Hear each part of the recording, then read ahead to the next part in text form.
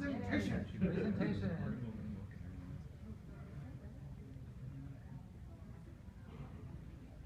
Do you want the lights a little bit dim? A little bit dim. That would be great. Oh.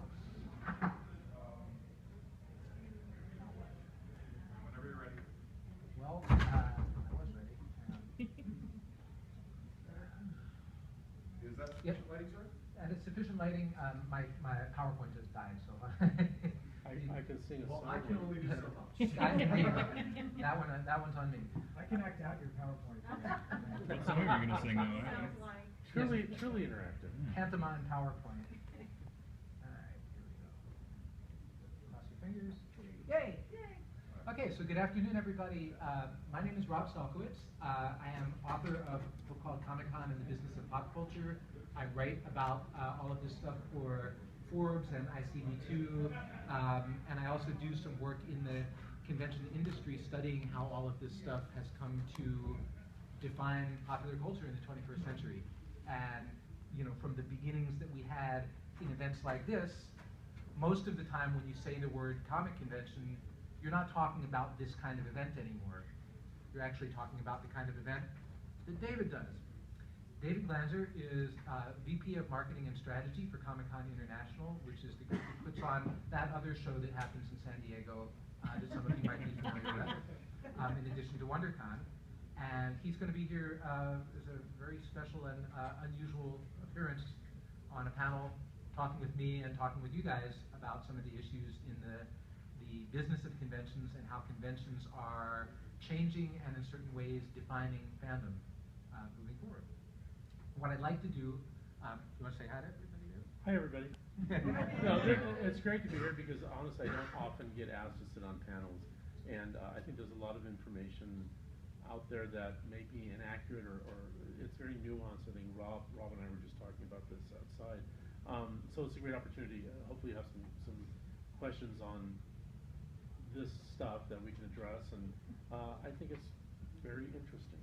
It's very different. Being a fan and attending conventions for many years, it really is a very different paradigm than it was when I first started.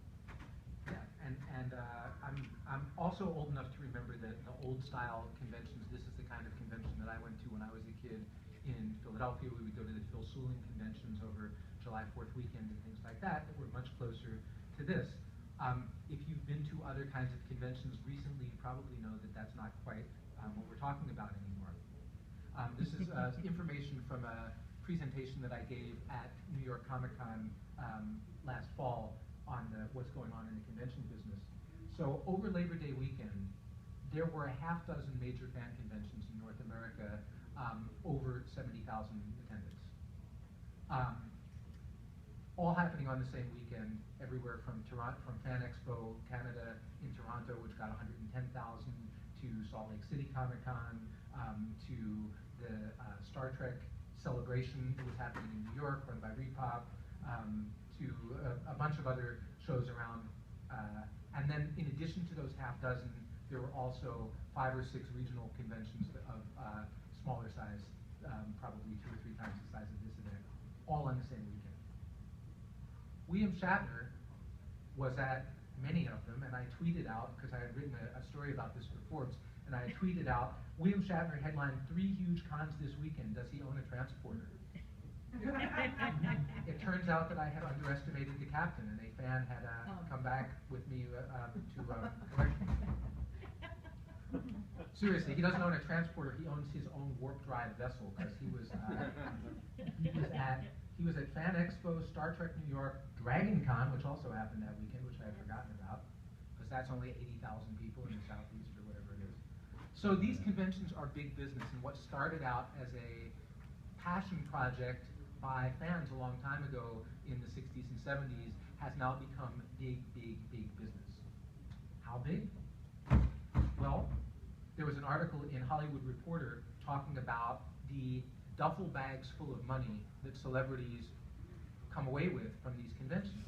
So when Norman Reedus or Stephen Amell or some of these big stars are charging $100, $150 for autographs, a lot of that is happening in cash, and a lot of these guys are walking away with, as it says, garbage bags full of I mean, this creates all kinds of interesting implications for taxes and stuff like that. But just the idea that the celebrity economy is what's driving these shows right now. A lot of these guests are being guaranteed their money by convention organizers, which puts a lot more pressure on them to bring in people to those shows, to bring in exhibitors. And when the emphasis becomes on scale and making money, that's actually a slightly different emphasis from fan experience. So that's some of the money that's going in. My pals at ShowClicks built this cool graph of the spread of comic conventions year by year across the United States. So they tracked over 500 conventions. I've also done work with another organization called Eventbrite that also does ticketing, and they've tracked almost 1,000 conventions in 2013.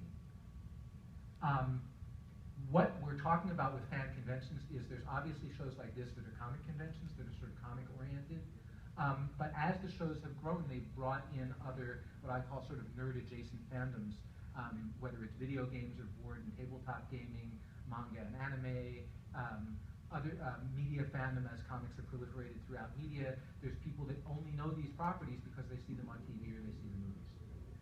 So this has demonstrated, so this is another chart that we built of con growth by genre. So from the 1930s, of course, you had your science fiction conventions where they're granddaddies of everything, starting in the 1930s and peaking in the 70s and sort of stabilizing. Now the interesting thing is all of these fandoms have slightly different characteristics and demographics also. Comic conventions basically got their start, I don't know where that long tail is coming from, it's basically from the early 60s, and then we're really seeing a huge growth in the 2010s. So this is shows that they're categorizing as primarily about comics. Gaming conventions really taking off now, especially board and tabletop gaming. Was anybody here at Gen Con this last year? You were. So have you been there in years past? Yeah. Got big, right? It used to do E3 when it started, when it dropped, when it came back up.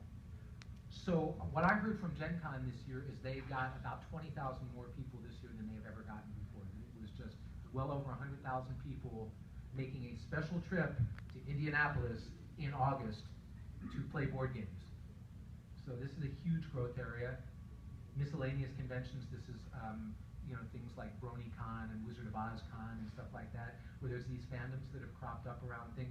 There's some tables out front there that have some really cool conventions going on. So this would be the miscellaneous category, also growing. Branded conventions for things that are around particular properties like Dino or Hasbro or things like that. Manga and anime, another huge growth area. Most big cities now have a manga and anime convention that gets at least 50,000 people and a significantly different demographic than most comic conventions. But by far the biggest growth area is pop culture conventions. And these are the things that are trying to aggregate all of these different fandoms together, and these are the shows that are routinely getting 50, 70, 100, 120,000 people at their events, depending of course on who you count, which is important. Eventbrite, when we did the research for Eventbrite, we tracked nearly 1,000 shows, and they estimated that the gross ticket sales of these alone were $540 million. That's for paid attendance at close to 1,000 ticketed fan events in North America in 2013. I did some additional research to track what the economic impact is. So every time a convention comes to a city, you'll get the Chamber of Commerce or the Convention Center or the convention itself will do an economic impact study, and they'll say, we generated $160 million for the city of San Diego, or $100 million for the city of New York. The lowest multiplier that I found of anyone was for a one-day show in Pensacola, Florida, when Pensacon was, I guess, one day, and they got 10,000 people, and their economic impact was 6x paid attendance. That's the lowest. The highest is Glanzer's event, and they get a much higher multiplier than that, so they're getting 25 or 30 times. The average that I found was close to 8.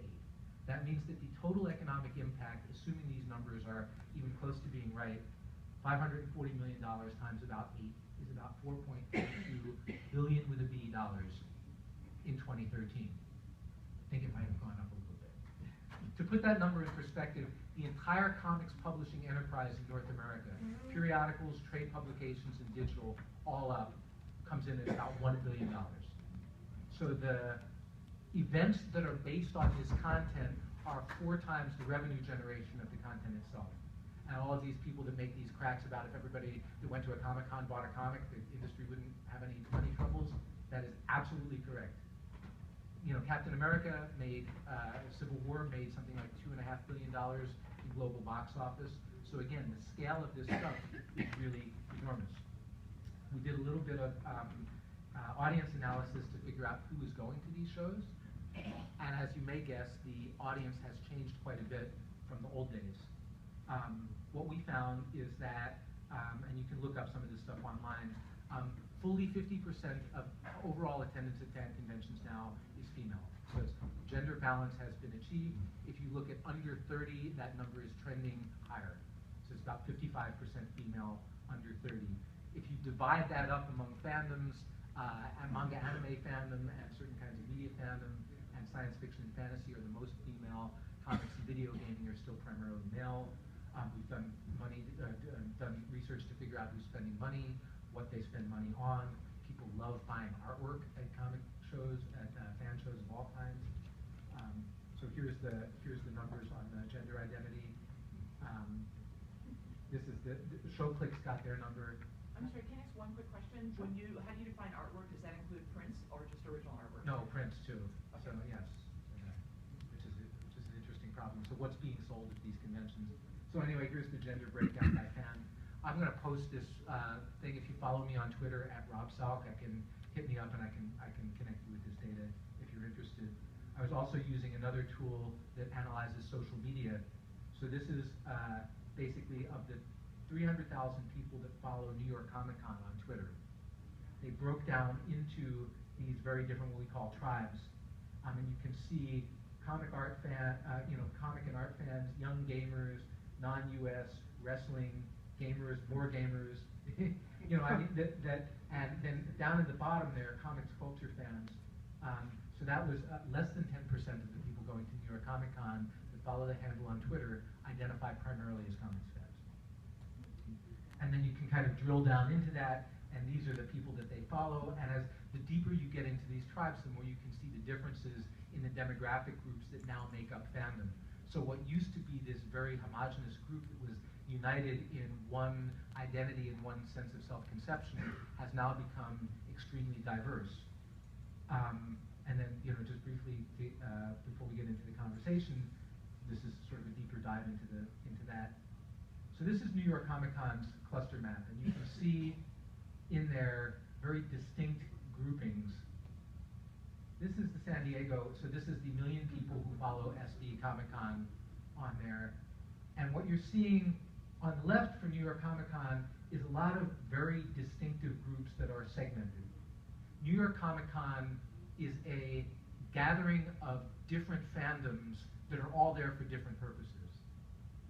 San Diego Comic Con has a much greater convergence in the middle, so even though you can identify all of these different groups, what you're identifying them on is around, you know, like teen girls versus moms and, you know, stuff like that. The wrestling people are still off by their own side. What San Diego Con mostly gets, unlike most other conventions that I've looked at, is people who are passionate fans of lots of different stuff at the same time. So the fans that make the pilgrimage to San Diego are the uber fans who like everything or who are open to a lot of different things. One of the things you look at when you look at these segmented fandoms that go to different kinds of conventions, the manga anime fans, for example, aren't really interested in anything except for manga and anime. The gaming fans are primarily interested in gaming and a couple of other things. Those people, those same kinds of fans that go to San Diego are actually interested in other stuff. So anyway, that's the kind of work that I do, and that's the kind of insight that I have on this stuff. But what I'd like to do now is talk to the actual expert, the guy who's been running these things for a while. And I think I'd like to start, if I can, just by touching on a couple of things that you said. I think one of the things a lot of people don't realize, when San Diego first started, it started out as a comic book, film, and science fiction convention. A lot of literature convention. It A lot of people don't realize that. When Hollywood started having a really bigger presence at the show, not necessarily in terms of space, but in terms of publicity, we got a lot of criticism that you've lost your roots as being a comics-only convention. It's never been a comics-only convention. And one of the things that we found is that people who we target and come to our show may be coming to the show for comics, but they can be introduced to other things. When I first started attending Comic-Con in 1978, it came because of movies. I'm a huge, huge movie fan. I really didn't know much about comics. I read Archie when I was a kid. Over the course of a couple of years, I really began to learn about strips, about just any number of things. And so I started having my own favorites. And we've seen a lot of that cross-pollination. So I think you see that in this image on San Diego. There are people who come to the show, but they cross-pollinate. And you almost have to at our show because there are lines for almost every panel. And if you can't get into one panel, we always ask people to have a second or third. And sometimes that's not necessarily in the main thing you were there for. But luckily, our people who attend end up finding that they have other things that they're interested in as well. So it's really a great confluence of different people and interests. One of the things that Rob was also mentioning was these conventions. Some of them now have 70,000 people or even more. And it's true, there are conventions that have a lot of people.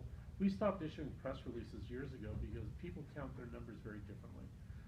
Some people count one person. We count, if you buy a badge for Friday and you buy a badge for Saturday, you're counted as one person. Other conventions, if you buy a badge for Friday and you buy a badge for Saturday, you're counted as two people. And that's an old marketing thing that it's not wrong. It means that your exhibitors have twice as much chance, theoretically, of getting the same person to come by your booth. For us, we don't do that because it doesn't make sense for us. If we ended up counting our numbers that way, we'd probably have 330 to 360,000 people.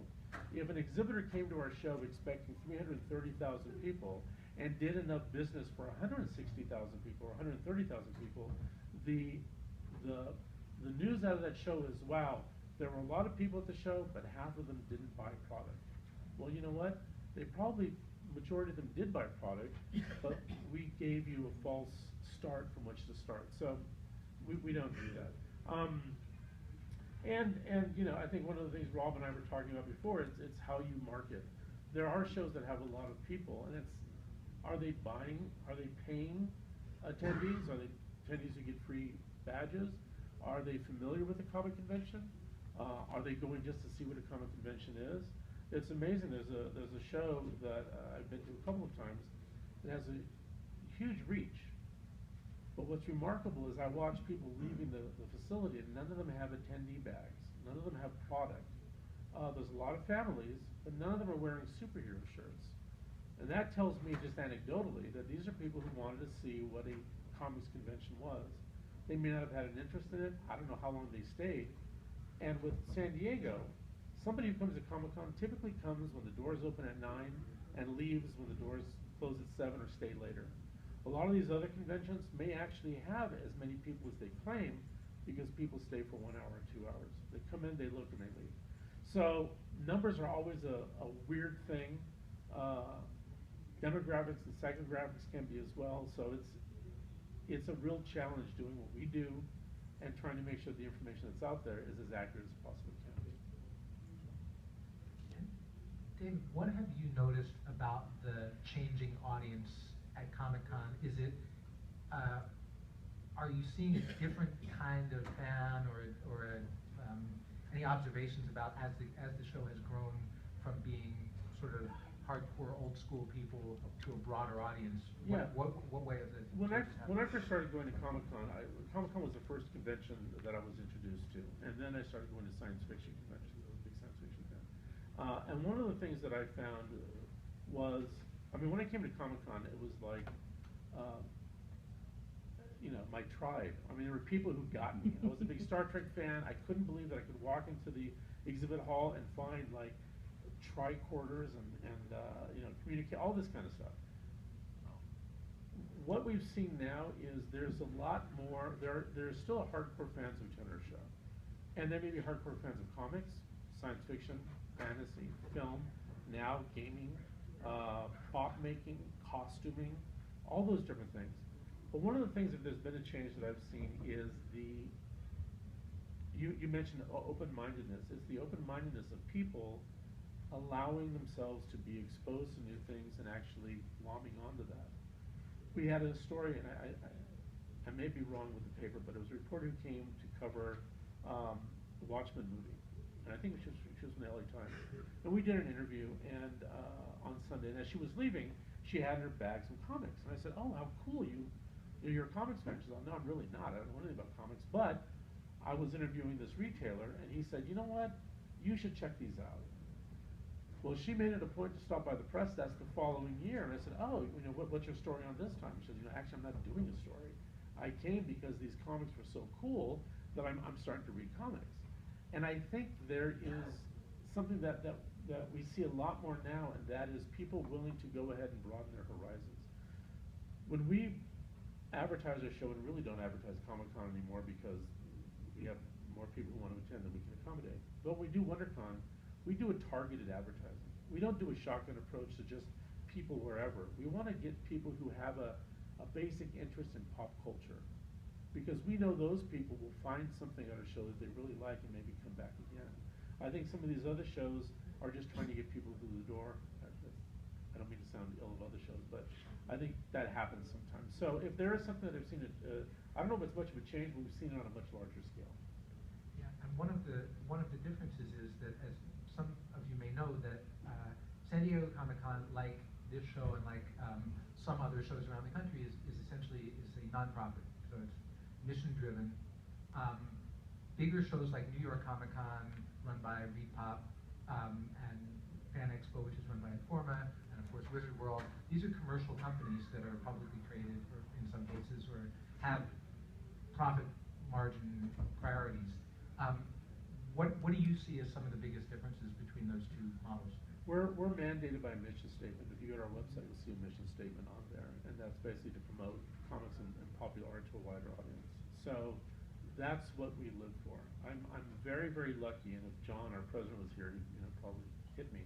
But I've never been told we got to increase the bottom line.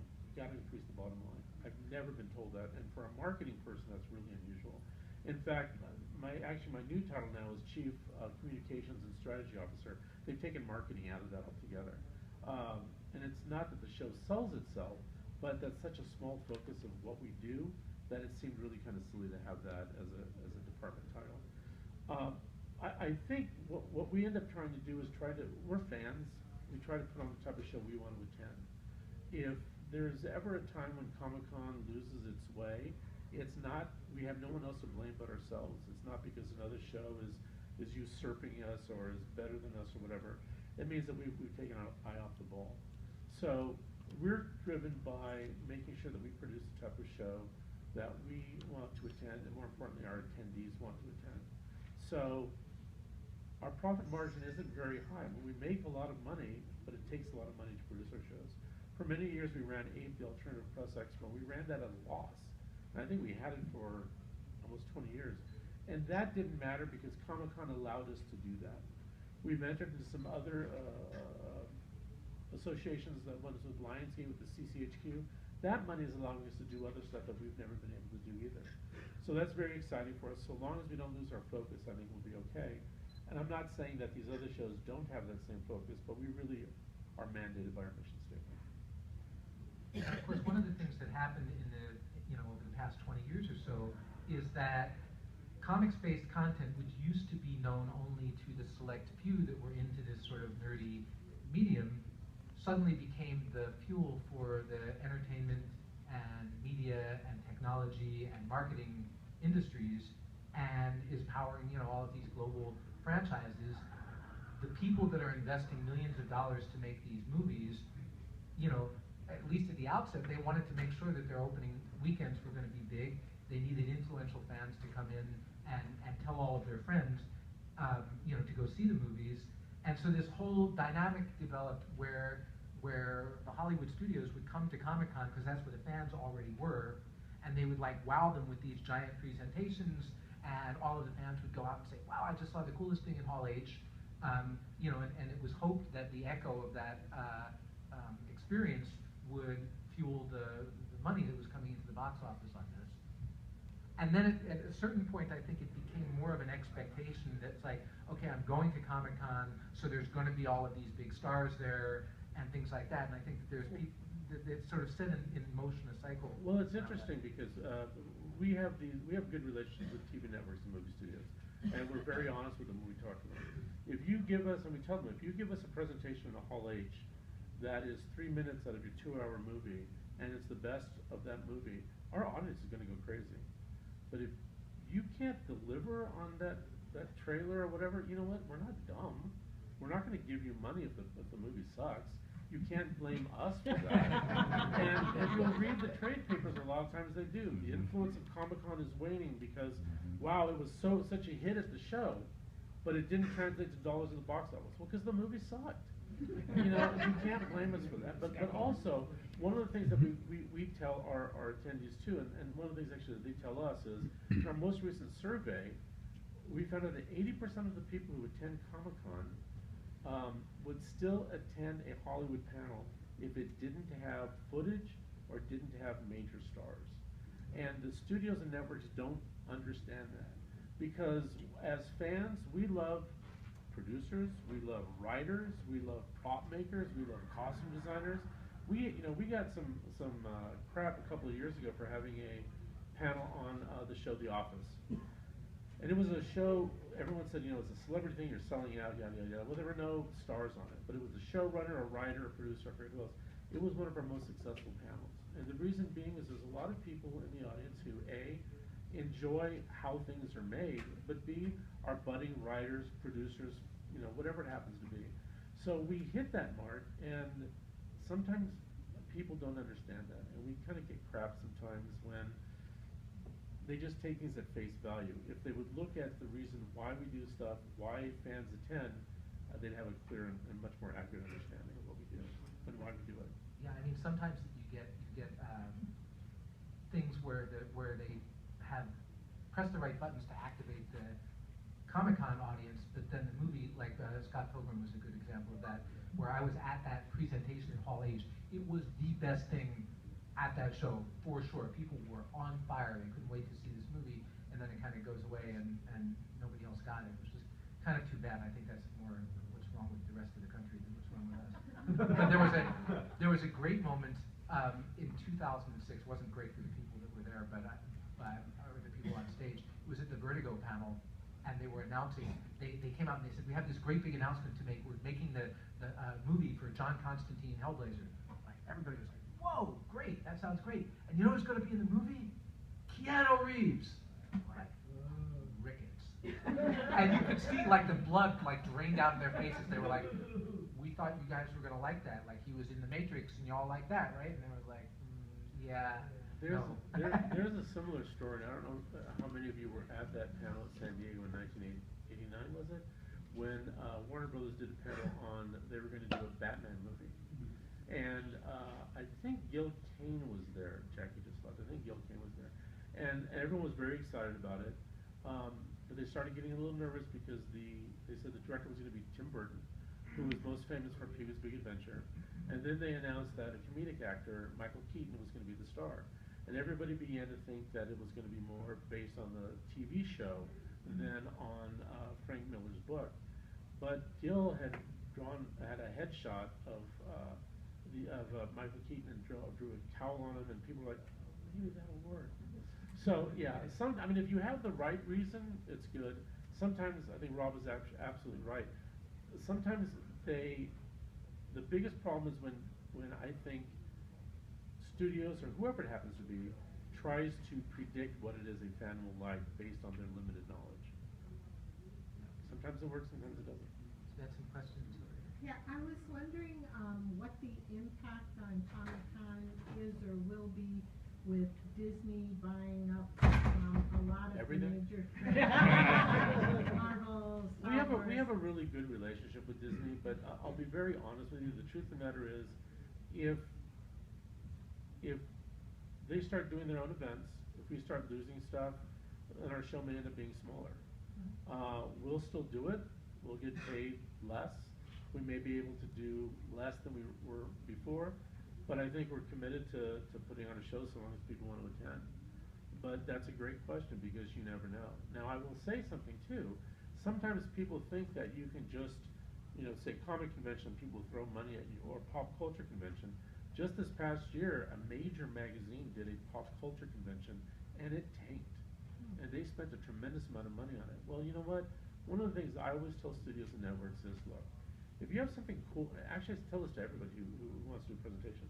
If you have something cool, share it with our audience. Don't sell it. Because you know what? We're used to getting sold to all the time. And I think what happens is, like with this pop culture convention, they thought pop culture is big, San Diego's huge, we're an umbrella magazine, we can get all these things together, it's going to be massive. And it wasn't. So we don't know, we're still waiting to see. This gentleman over here at the center. It's a good question, segue. The thing is, Comic-Con became that tentpole that everybody could, all the studios can put their name to and know they're going to have a big audience. They can put out a press release. I mean, something sort of like Cannes or whatever. And then you look at CES and what happened there, where Apple no longer presents at CES, Microsoft no longer presents, they do their own thing. That could be like what Disney does. Yes. It could actually make it could bring Comic-Con back to, you've made the comment, a lot of people think, oh, well, you've gone away from your base to service all these media partners. Well, there's an economy of scale that's working in favor of Comic-Con, which is that the press that covers this stuff wants to go to one event to get that news. And so even though New York Comic-Con is really trying to set itself up as, like as a separate pole of this, I think there's a lot of resistance from, oh, do we have to go to two of these things to get the same coverage? We'd rather go to one place. And the Comic-Con is already there. It's right down the street from Hollywood, relatively speaking. And the studios don't want to set up at multiple places, and the people that are giving the attention, Comic-Con generates something like 10 billion media impressions over the weekend. Far more than that.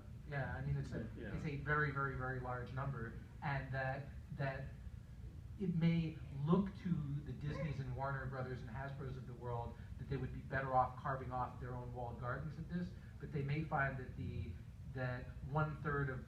cutting off 1/3 of the pie makes for a much smaller piece than they thought, rather than the pie as a whole. And I think also to what you mentioned, which I think is true too, is if the show shrinks, the show shrinks. I mean, it's something we wouldn't want necessarily, but we're not going to. We want to make sure that the fans come first, right? Because that's why we do the shows. The reason why we have interactive multimedia and video games now is because fans wanted that. The reason why Hollywood was always an aspect of the show, but I can't tell you how many times we say no to things that Hollywood wants to do. You may not see it on the front end, but it's a lot. And in fact, we have a reputation for being difficult to deal with. And we try not to be. We just want to make sure that whatever we do doesn't have an impact on the people sitting in the I've audience. been on the studio side. Yeah. Right, okay, well then you know full well, But yeah. we've always enjoyed the fact that you did say no and what we ended up with, because both of us are fans, and so we were brought in to help with those. And from our point of view, we like to hear what you're saying, and to the woman's point earlier about Disney, Marvel, Star Wars, I don't think it's going to change whether Lucasfilm comes. I don't think it's going to change whether or not DC and Marvel still send their artists. So whether Disney wants to control some of that, it's not going to change, to your point. I hope so. Being And the destination for artists. And some people may forget, but Marvel sat out the show for many years. Yeah. And I don't want to get into the whole thing, but it was never a Comic-Con we're going to punish you. That was not the reason.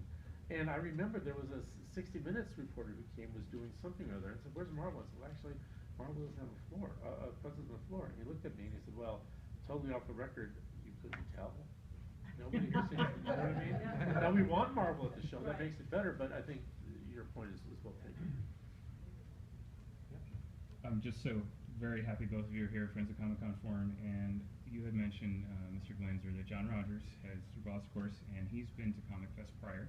Something he mentioned when he came as a guest of this convention was that the attendee's pocketbook is very central to the decisions that you make. And he was speaking specifically to hotel prices and badges being under the $300 range. it's a two-part question basically for both of you. In terms of Comic-Con, how do you feel that you're doing? That was 2 years ago. How do you feel you're doing in keeping that attendees pocketbook central? I think we could always do better. I will tell you there are two things that really, and us staying in San Diego, you hear about us possibly moving, and people are always talking about it. People rarely ask us, but they're talking about it. We've always said we want to stay in San Diego forever. It's where we were born. It's where, and the city, and by the city I mean the city council and the mayor really are working with us. You'll see outside activations and stuff so that people can do some of their stuff outside now because there's just no more room inside the hall. But I will tell you, some of the biggest problems we have right now are hotel room blocks. We try to get as many rooms at a hotel as we possibly can, and we try to negotiate a fair rate. And that fair rate is higher than what that rate would normally be. But it's something that the hotels really want, and it's something that I think if we're careful with it, hopefully our fans can afford. We're having some trouble with that. There are some our contract expires next year. We're having some trouble with that because some hotels want to give us less room blocks, charge more for those room blocks, and then charge exorbitant rates outside of that. And their argument is, and this isn't all hotels, but a lot of their arguments for some of them are, well, yes, your fans may not be able to pay for that, but you know what, the studio execs will pay that in a heartbeat. And we have to tell them, yeah, but if there's no fans, there's no studio execs. And that's a really hard thing for people to understand. And the other thing that's kind of hurting us right now, to be honest with you, is outside non-sanctioned activations. And the reason for that is some of them charge money. And it may not seem like a lot of money, but when an exhibitor comes to San Diego, it's not a cheap show to do. When an exhibitor comes to San Diego, you want to be able to say, a good portion of that disposable income that is for collectibles and whatever is going to be spent on the floor. Well, when somebody opens across the street and is charging $15 for a shirt, $20 for a hat, whatever it happens to be, all of a sudden, that percentage of what the fan spends at San Diego in the building diminishes. It may still be a lot of money to the exhibitors, but their profit margin starts to decrease. And that is something that's very scary to us. And if I could just add that what you just heard there is a lot more thought than many convention organizers give to that particular issue, because I think that San Diego, because it grew up organically, has made a lot of mistakes to get to the wisdom that you've got around these issues. A lot of newer conventions come in and they have, number one, they're for profit. Number two, they have their target attendance and they have their target exhibitor stuff and things like that, and they work from that backwards and say, okay, how are we going to fill our exhibit floor? How are we going to pay our guests these big guarantees to come to our show? And and then the thought that there is some limit to the fan pocketbook is the last thing on their mind. And for this reason, you're seeing a lot of smaller markets getting very highly saturated with shows, and you wonder, can Indianapolis sustain 7 major pop culture shows in a year? Can Seattle, which is where I'm from, which is a pretty big market, sustain 4 or 5 gigantic, Emerald City, Sakura Con, PAX, all of this stuff within the course of a calendar year if it's attracting the same fans and the same dollars? Since you spoke about the hotels, one of the issues in the city is the expansion of the convention center and the rise in the transit occupancy tax. So we had 2 measures that were on the ballot this last November. Oddly enough, one prohibited an expansion of the convention center. The other one was a charter plan to build a stadium that had a convention facility. The real big problem with that, and one or both of those would increase the TOT, which is a tax that if you're from out of town that you pay on top of your hotel bill, would raise it considerably, which a lot of hotels were afraid was going to have a negative impact on people visiting. The biggest problem that we had was if there was a convention facility across the street or blocks away, as the proposals were, it's very difficult for us to tell the exhibitor, oh look, we want you at Comic-Con, but you're going to be 16 blocks away. Some of you may remember, if you go to Comic-Con for a long time, that about 20 years ago, we wanted to use the sales pavilion, so we moved some people upstairs. Oh my God. And that was like Rob said, we've learned from our errors. People let us know, look, we want to be in the foot traffic area. So a lot of the politicians didn't understand that, and in fact, one local congressman even said, Comic-Con isn't going anywhere, San Diego's the biggest thing, yada, yada, yada, And it's like so short-sighted because. Chargers weren't gonna go anywhere. Well, exactly, exactly. And the thing is, we will stay in San Diego as long as we can, but if our attendees tell us, look, it's too expensive, it's not working out, then we're gonna have to try to find a solution that works for them. And I think a lot of people don't necessarily believe that on the public side. But there is now, the mayor seems to have gotten back onto the idea of an expanded convention center. So we have our fingers crossed for that. There's a whole bunch of things on the back end. There's where it's supposed to be expanded into, there's some dispute about land over there. So luckily, I leave that up to somebody else. We have our fingers crossed. I know you guys were saying about movie studios will do a great presentation, but it won't translate well. But I've seen the opposite, you know, with Scott Pilgrim versus the World. I mean, they did a presentation, but it was a great movie, and everybody I talked to loved it, but it didn't do well at the box office, and it's a cult hit. I mean, there's midnight shows, so They sometimes screened the that fans movie get for their entire core audience at the convention. I think that was actually one of the problems with that Yeah. campaign. That was the entire audience, and they all went many times. That was it. My first convention was in 1978, so I'm one of those. Mine too. Very, very much the same. Actually, we have the same thoughts on a lot of things that we already mentioned. I want to take the opportunity to tell you that your staff that work with the disabled and accessibility are phenomenal. I Thank you. travel with a Thank person you. in a wheelchair, and you're one of the few conventions she'll ever go to, and she actually feels safe there. Great, And thank people you. talk about how big the convention is, and it isn't. If, sure, I holidays love can you. be crazy. Are you recording this? Hall H can be crazy, but we're not the type that goes to Hall H.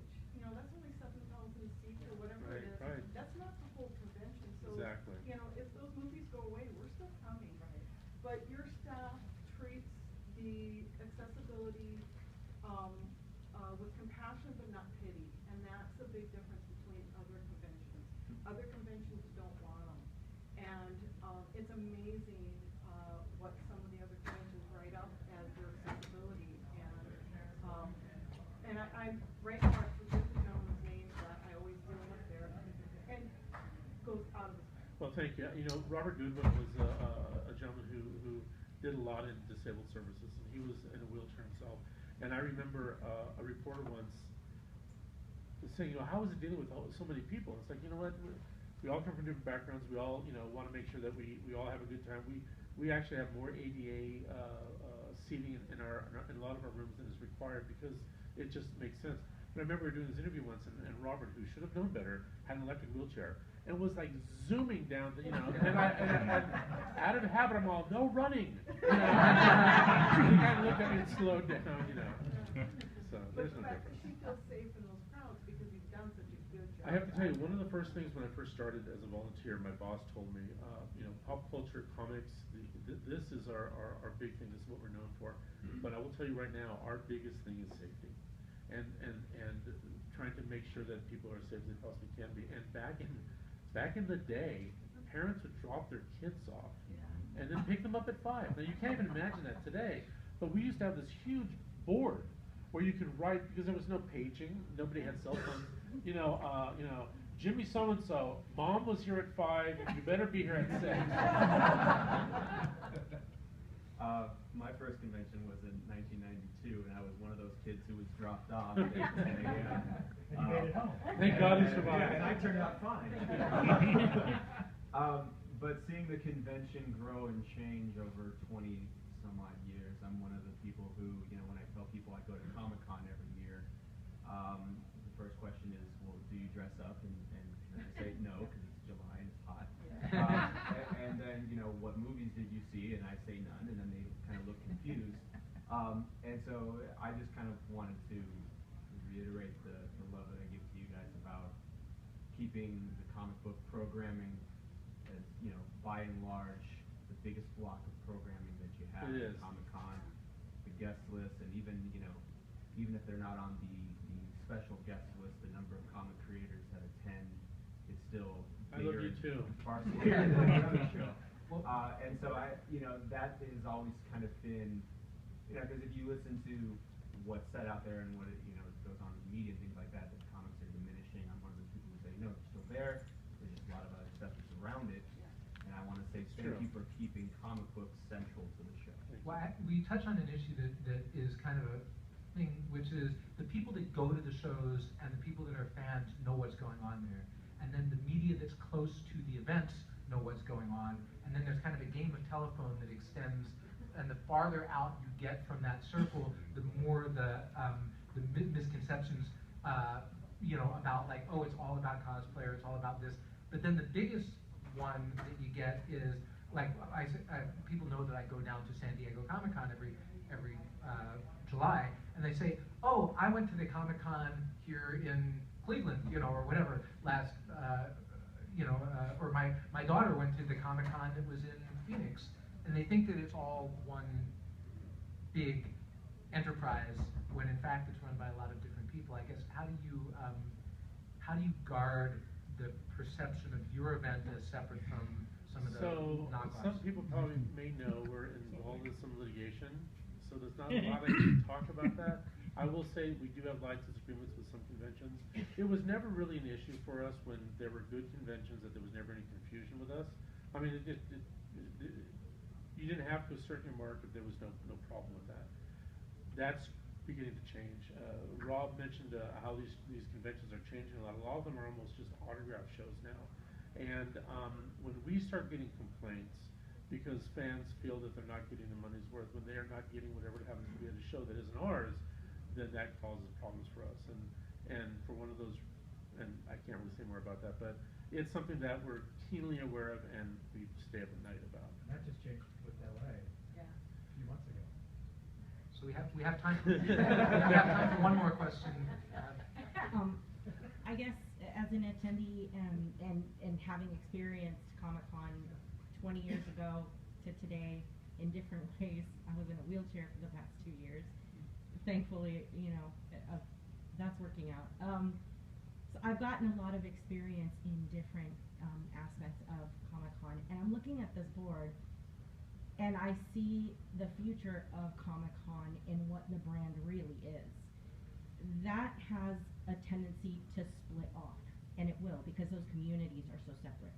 What makes Comic-Con great is that the cohesion of these groups gets better and better as Give me time goes goosebumps, on. and you're absolutely right. I will tell you something. I'm glad that you're doing better too. I'll tell you something. Thank you. It's remarkable, and I say this every once in a while.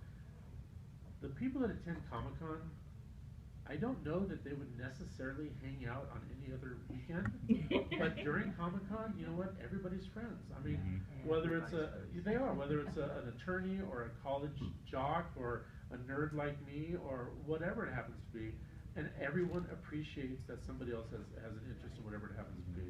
And that's one of the things I'm happiest and proudest of. We talked about protected. To me, You know what? We all protected that we could be our whoever. The vibe of this, when I was first there and there was 35,000 people and stuff like that, and I went back and I went by myself, and then I told my wife, and I said, you have to come down here. She wasn't all into it. That changed.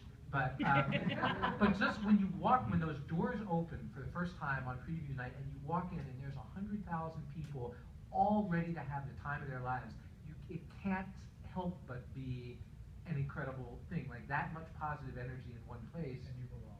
You belong. And one of the things I think we've always strived to say is we're nerds and geeks and whatever, but we've always had a great time. We always knew this was a great event. The world is welcome, but you're coming to our party. So, you know what? Just as if you would go to a neighbor's house, you're going to be on your best behavior, and if you're not, then we're going to ask you to leave. And it's not trying to be, dickish or anything like that. It's just, it is a safe environment. I mean, it should be a safe environment. This is us. You're more than welcome to join. Hey, the more the merrier, right?